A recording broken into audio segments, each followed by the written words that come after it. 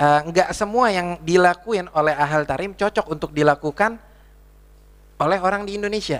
Tapi untuk personal, untuk masing-masing itu masih bisa.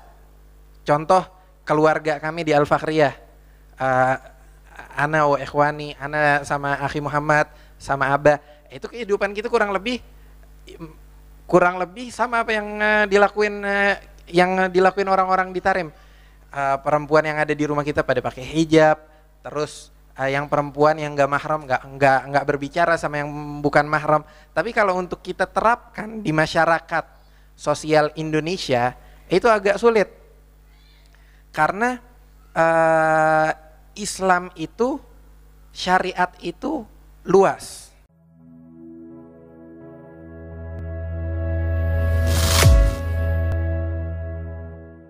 Sebelumnya Habib, yang sama-sama kami tahu banyak ulama dan tokoh agama Islam dari Tarim. Salah satunya seperti Habib Umar bin Hafiz yang telah memberikan kontribusi besar dalam penyebaran ilmu Islam di seluruh dunia. Dan tadi yang seperti Habib sudah sampaikan tentang diantaranya nilai-nilai tradisional dan ajaran-ajaran spiritual dari Tarim. Dan pertanyaan saya, bagaimana caranya agar ajaran dan tradisi keilmuan dari ulama-ulama Tarim diterapkan dalam kehidupan sehari-hari di masyarakat yang khususnya di Tangsel gitu, Bib. Dan dalam menghadapi tantangan modernisasi dan globalisasi, bagaimana kita dapat terus mempertahankan nilai-nilai tradisional dan ajaran-ajaran spiritual dari Tarim agar tetap relevan dan adaptif dengan perubahan zaman. Terima kasih, Habib. Untuk hal yang ditanyakan oleh penanya tadi, bagaimana kita menjadikan adat tradisional yang ada di Tarim kita bawa ke Indonesia. Sebenarnya saya untuk membawa adat Tarim ke Indonesia itu akan menjadi hal yang kontroversial dikarenakan Indonesia punya nilai tersendiri, Tarim juga punya nilai tersendiri. Begitu Ustadz, kurang lebih. Nggak semua yang dilakuin oleh ahal Tarim cocok untuk dilakukan oleh orang di Indonesia.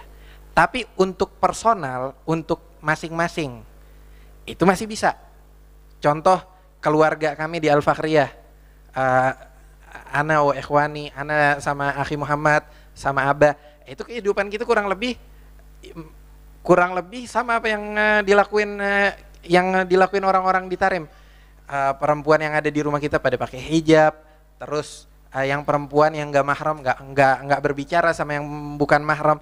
Tapi kalau untuk kita terapkan di masyarakat sosial Indonesia itu agak sulit karena Islam itu, syariat itu luas. Syariat itu luas. Tarim, sebagaimana yang tadi saya sebutkan, Tarim itu thariqahnya al-ilm wal amal wal wara. Itu berhati-hati dalam mengambil keputusan. Inilah yang mengangkat derajat mereka di sisi Allah. Tapi kalau kita terapkan di masyarakat Indonesia, al-wara, berhati-hati dalam segala keputusan, banyak masalah-masalah di dalam ilmu fikih itu yang kan masalah fikih ulama banyak yang berbeda pendapat. Kalau misalkan kita pengen ngikutin ideologi metode orang Tarim di dalam mengambil masalah-masalah fikih, mengamalkan masalah fikih, kita bakal kesulitan. Yang ada kalau kita kesulitan, kita ingin menerapkan hal ini kepada masyarakat pada kabur dari agama Islam. Dan ini jadi bahaya yang balik kepada mereka sendiri. Itu makanya kita min syarat al-amr bil ma'ruf wan nahi 'anil munkar an la yuaddi ila munkarin akbar minhu. Itu kita ketika ingin mengajak seseorang kepada kebaikan atau melarangnya dari keburukan dengan satu syarat dikatakan oleh para ulama. Apa itu? Tidak menjerumuskan dia. Kalau kita lakukan amar ma'ruf wan nahi 'anil munkar ini, kita memperingatkan atau menasihati dia, tidak menjerumuskan dia ke dalam kemungkaran yang lebih besar daripada kemungkaran yang dia ada sekarang.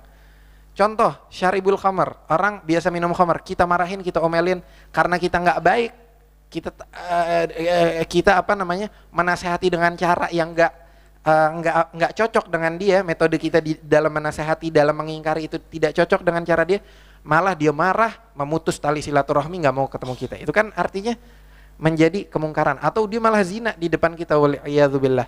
Maka itu ketika kita ingin menerapkan hal tadi yang dikatakan sama Mas tadi, menerapkan dalam masyarakat, hal ini untuk skala besar-besaran masih susah. Tapi kalau kita ingin menjadikan itu metode kita di dalam penghambaan kepada Allah Subhanahu wa taala secara personal, artinya kita tidak mengingkari orang-orang yang meninggalkan hal tersebut.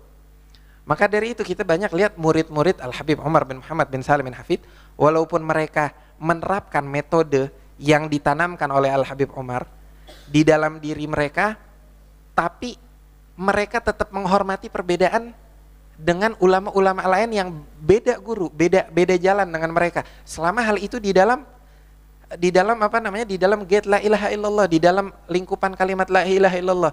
Dan untuk perbedaan ini apa namanya, tentang menerima perbedaan, banyak ulama-ulama yang mengarang magalah, mengarang sebuah skripsi atau sebuah skrip di dalam menerima perbedaan. Minhum Syekh Muhammad Said Ramadan Al-Buti, itu dia karang di kitab Qadaya Al-Mu'asarah, artinya hot issues yang ada di zaman sekarang. Salah satunya itu perbedaan mazhab-mazhab, ada mazhab Imam Syafi'i, mazhab Imam Malik, mazhab ini, itu dibahas sama dia. Sesungguhnya perbedaan tersebut nggak lebih kecuali mendekatkan kita kepada kesatuan kepada Allah Subhanahu wa taala. Artinya ketika kita menerima perbedaan tersebut, itu lebih menyatukan kita. Jadi perbedaan yang zahirnya perbedaan, rupanya dia adalah suatu kesatuan, bentuk kesatuan umat muslimin. Begitu. Dan juga kayaknya itu aja ya, cukup, udah kepanjangan kayaknya. Oke, baik, terima kasih ya Beb. Lagi fokus sebenarnya, mau mendengar ini. Oke, mungkin pertanyaan terakhir dari tadi akhwat, ada yang angkat tangan? Boleh? Ada yang mau bertanya?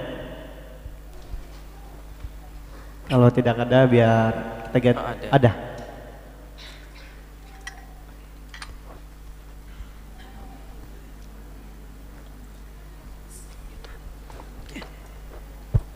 Bismillahirrahmanirrahim.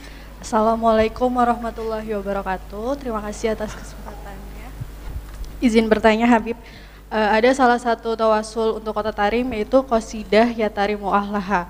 Nah, saya mau bertanya, keberkahan apa yang kita dapat ketika kita mendengarkan atau membaca qasidah tersebut? Apakah keberkahan itu sama halnya ketika kita ke Tarim belajar ataupun bersinggah? Terima kasih.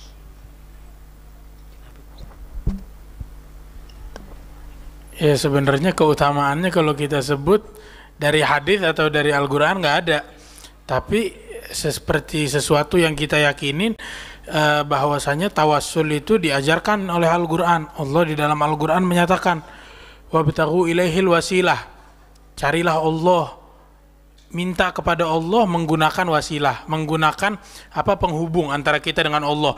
Dan kata-kata ya tarimu ahlaha dalam arti kita pengen dihubungkan kepada Allah melalui para aulia tarim. Dan itu jadi bukan sesuatu yang syirik, bukan sesuatu yang mungkar. Sama kayak orang datang ke dokter, dokter sembuhin saya, wah ini musyrik. Kenapa? Minta kesembuhan bukan dari Allah, dari dokter. Begitu juga orang yang bertawassul. Jadi tawassul bukan sesuatu yang syirik, sesuatu yang diperbolehkan dan diperintahkan oleh Allah Subhanahu wa taala. Jadi gitu aja. Dan dengar gosidah, baca gosidah dapat pahala atau enggak, wallahu alam dapat pahalanya atau enggak. Cuman kalau dalam keadaan hal itu membuat kita makin dekat kepada Allah, hal itu membuat kita makin bisa nutup aurat, ya pasti hal tersebut memberikan kepada kita kebaikan. Secara zahir aja kebaikannya tampak, apalagi secara batin. Masya Allah, alhamdulillah. Habib, sebelum kita akhiri, kita kan juga ada ini ya, secara langsung di channel YouTube MRBJ TV Habib. Ini ada jamaah online kita yang ingin bertanya. Ada satu penanya dari jamaah online, nanti akan dibacakan oleh operatornya.